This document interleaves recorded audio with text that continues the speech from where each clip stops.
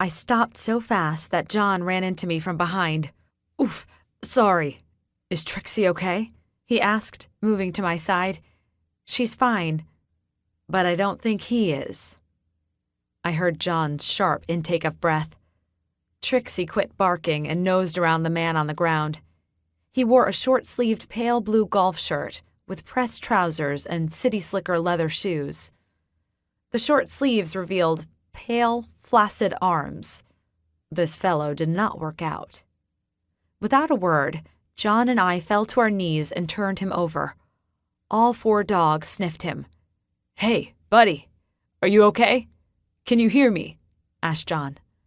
I started to reach for the guy's neck to see if I could get a pulse when John moved his lantern closer to the man's head. I sucked in a noisy breath of air when I recognized the closely cropped beard and curly hair of the impertinent man who had spoken to Oma and me on the plaza. But there was something different about him. I peered closer. "Look at that bruise on his face. Somebody slugged him," John blurted. There was no doubt about it. He was the man who had ridiculed people who loved dogs and cats. His left cheek bore a whopper of a blue and red bruise. "Do you know him?" asked John. "Not really. Oma and I were talking to him earlier today." "Do you think he's dead or unconscious? What's his name?" John pulled out his cell phone and punched in numbers. "I'm calling 911. "I have no idea." I moved the collar of his shirt aside, trying to find a pulse. "Look at his throat," John rasped. His hand trembled and the lantern cast a wavering light. A red welt encircled the man's neck.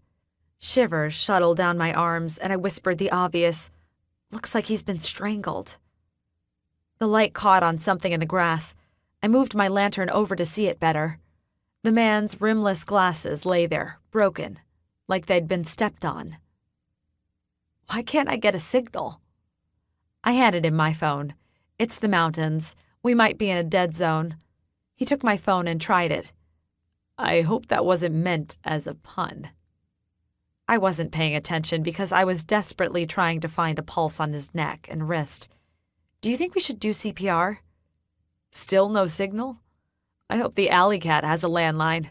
I'll start CPR if you call 911 from the bar," John offered. "Deal." I took Huey and a lantern and jogged toward the bar. It was farther than I had thought. Even though I could see the lights of the alley cat, I stopped to catch my breath and try my cell phone one more time. Still no reception. I resumed my lurching run with Huey. The warm glow from the arched windows of the alley cat was welcoming. Gasping for breath, I burst through the huge double doors. The place was packed. People sang rowdy drinking songs at the bar. A crowd of people, dogs, and cats engulfed us. Huey and I struggled through them to the bar. "Do you have a landline I can use to call 911? The bartender eyed me. 911?